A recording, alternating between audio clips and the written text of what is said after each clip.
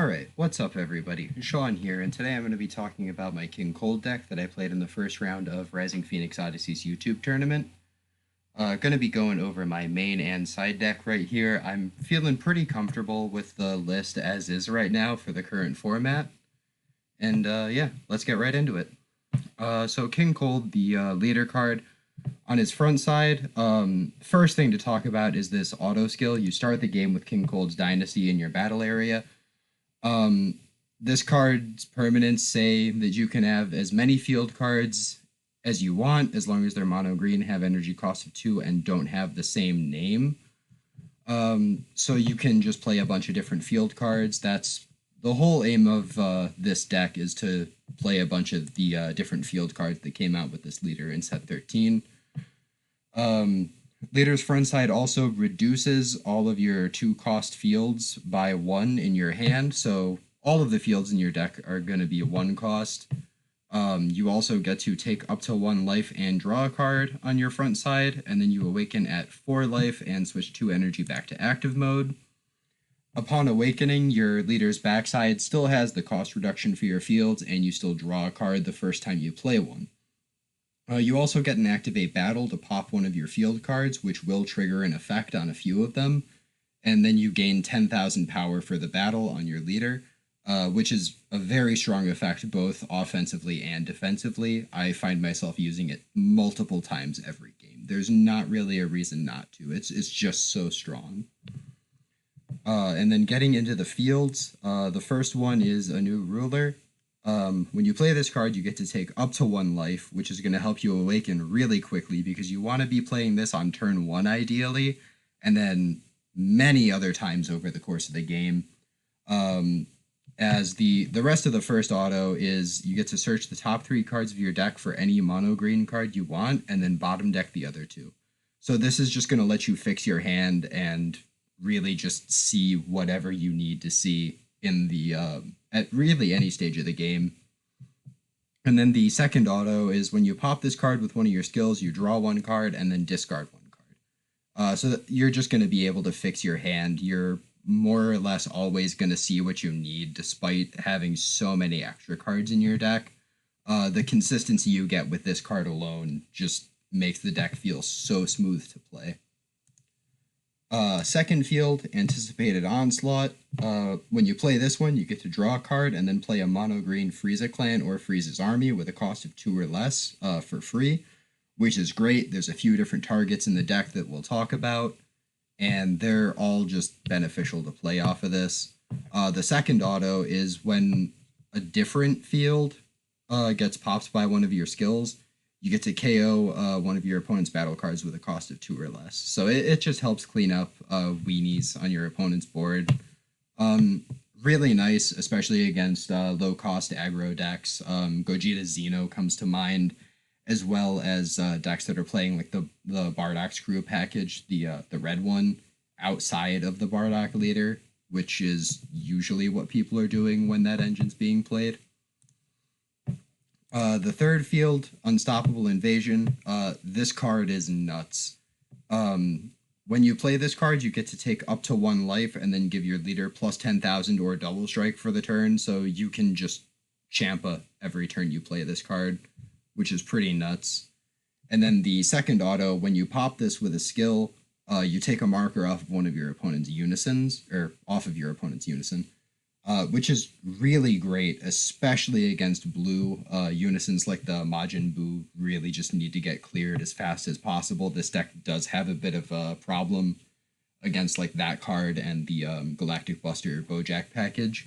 So being able to just help out the Unison very easily with this card feels very good. And then the last field, Terrified Realization. On play, you get to take up to 1 life and draw a card.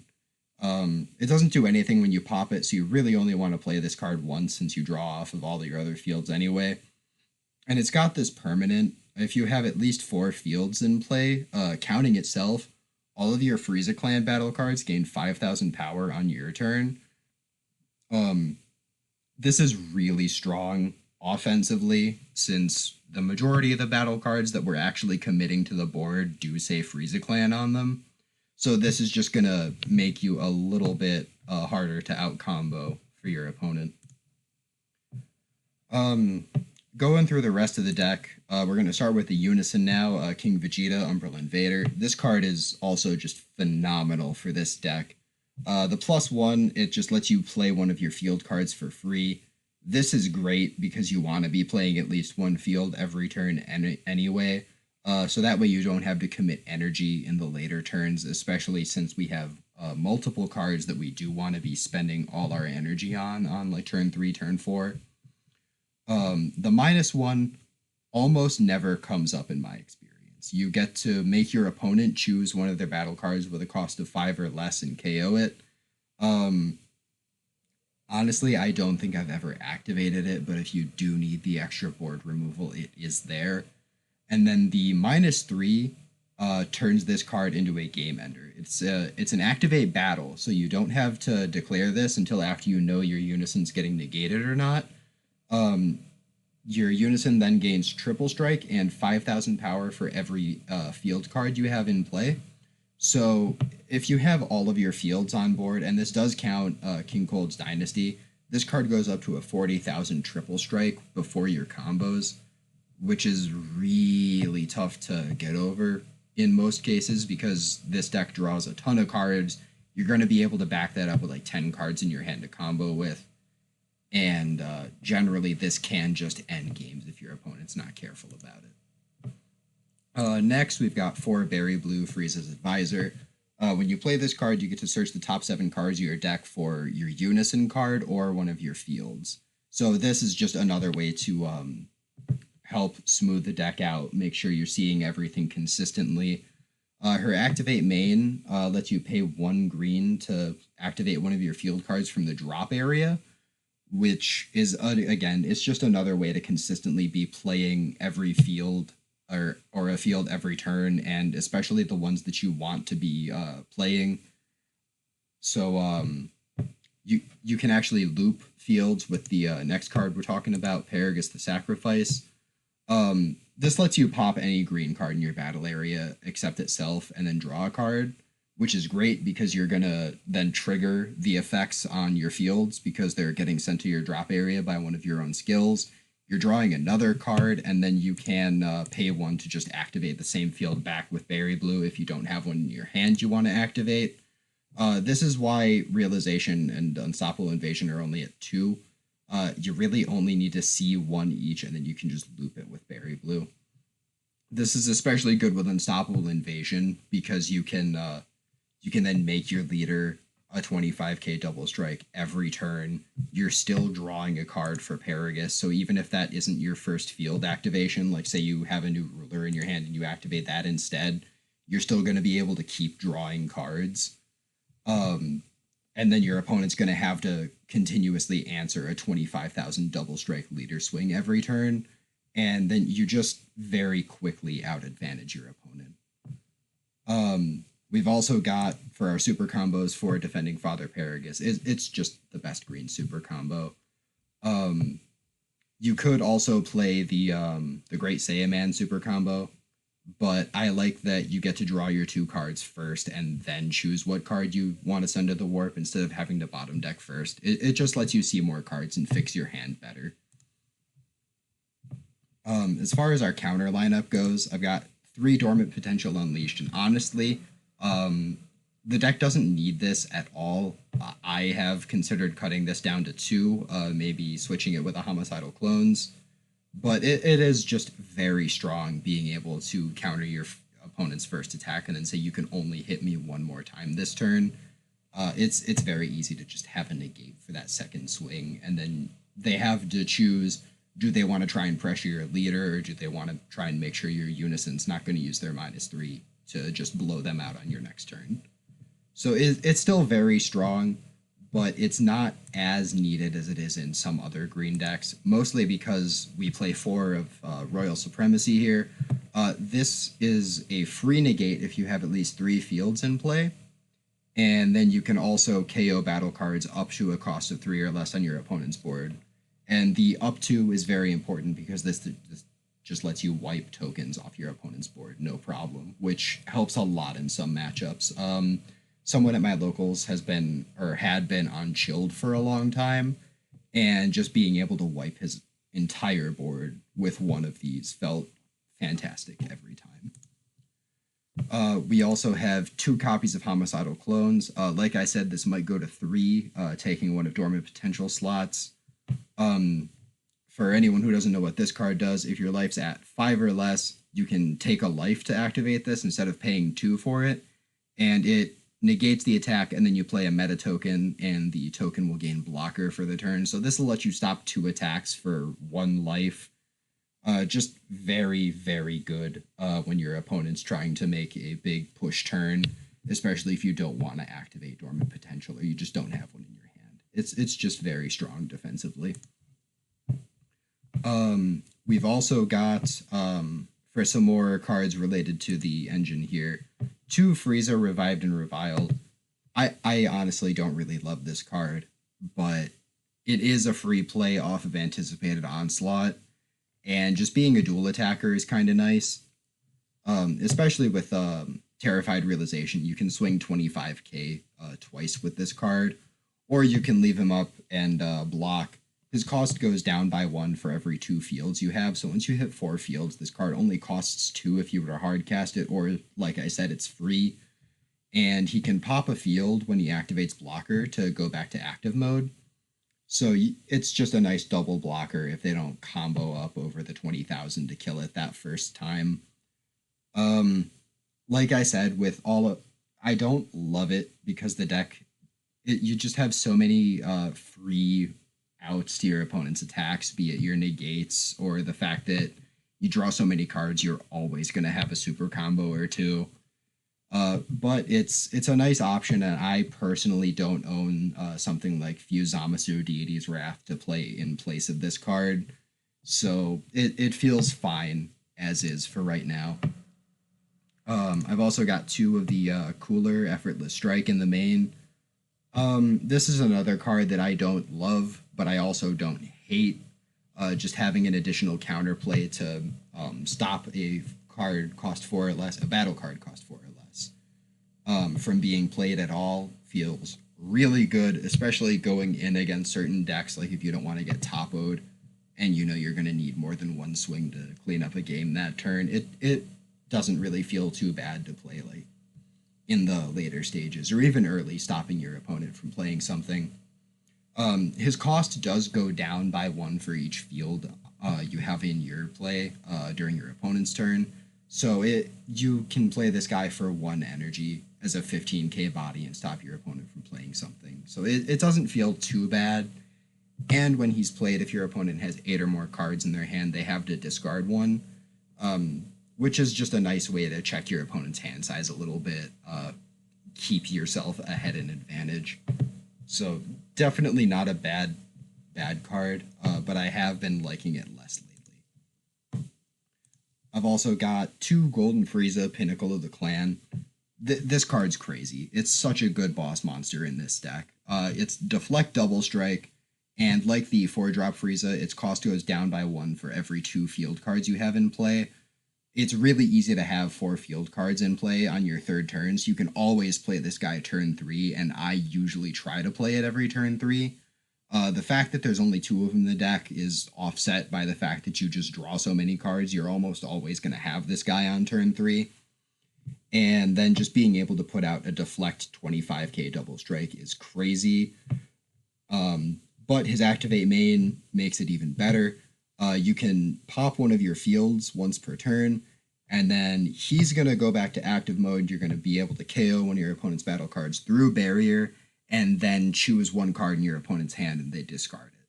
So you're just able to make these crazy advantage swings just off of boarding this card and swinging with it.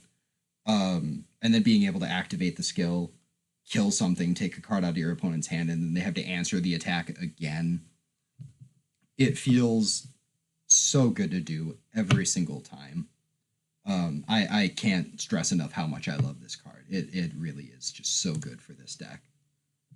The I also have one Gohan Hidden Might in here. This could easily be a third Golden Frieza.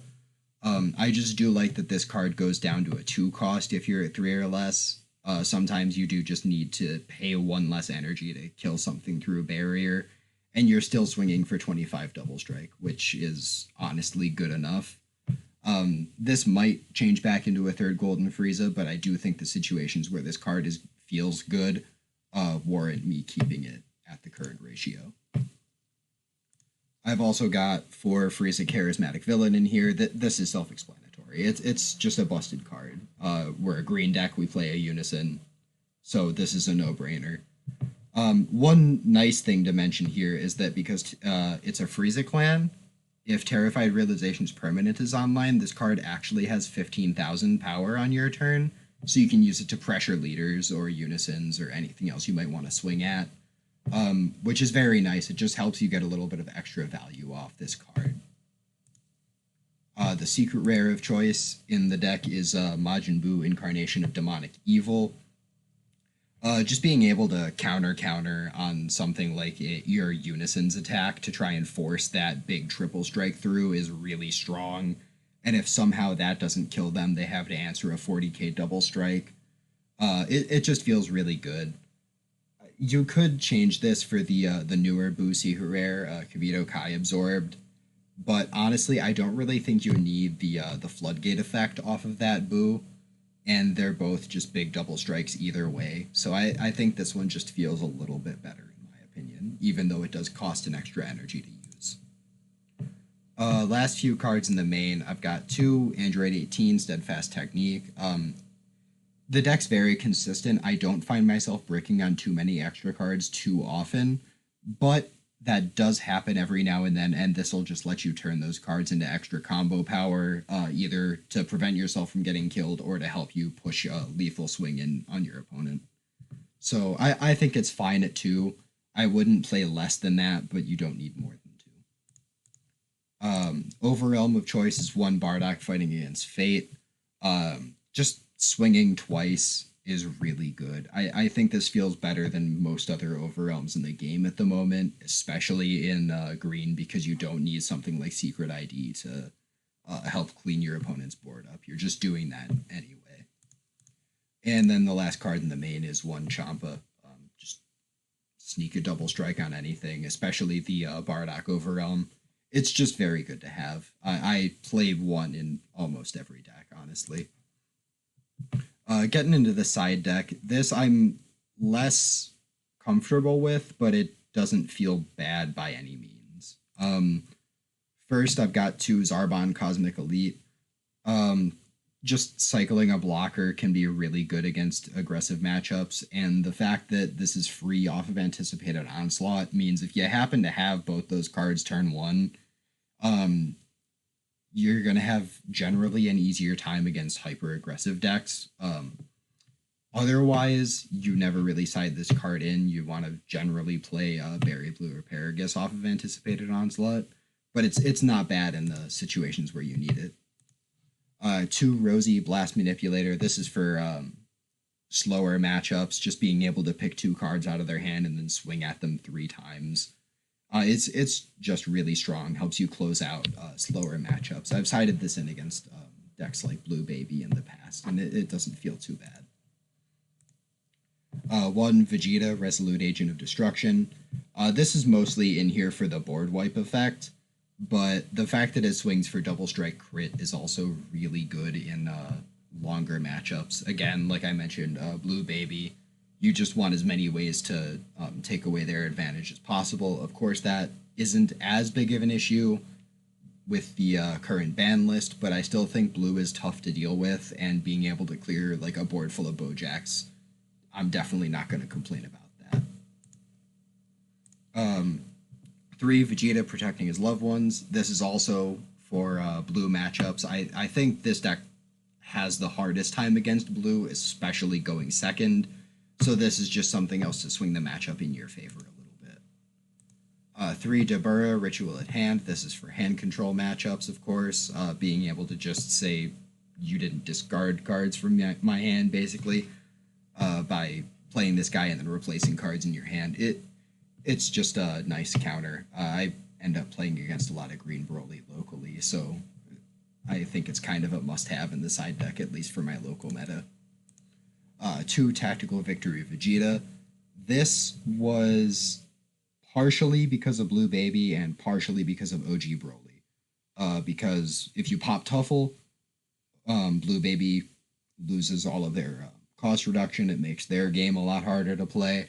And OG Broly's field card, Demonic Restraint, I think, only recurs if they pop it with one of their skills. So if you take it away with your own skill, they go super neg if they don't have another field to replace it with immediately, and they will often charge or discard extra copies because they don't expect to have it blown up. So it's really good against that matchup, and I think this deck usually has a rough time against OG Broly. So I definitely recommend siding this. I've got a third cooler for situations where it does come up, but it hasn't in a while. This will probably come out of the side for something else. Not sure what at the moment. And then my last card in the side is Chilled the Assailant. This is just for the activate main skill. You can pay 2 and discard it to kill one of your opponent's battle cards through barrier with a cost less than or equal to the number of cards in their hand. And because most decks in the format just draw these ginormous hands, you can tap 2 and discard this to kill just about anything, which really helps against certain matchups, just being able to remove something flat out for 2 energy. Feels really good when you make it work, but it doesn't come up super often. I just like having the extra removal option there. So yeah, that's the list. Thanks for watching, and I'll see you in the next one.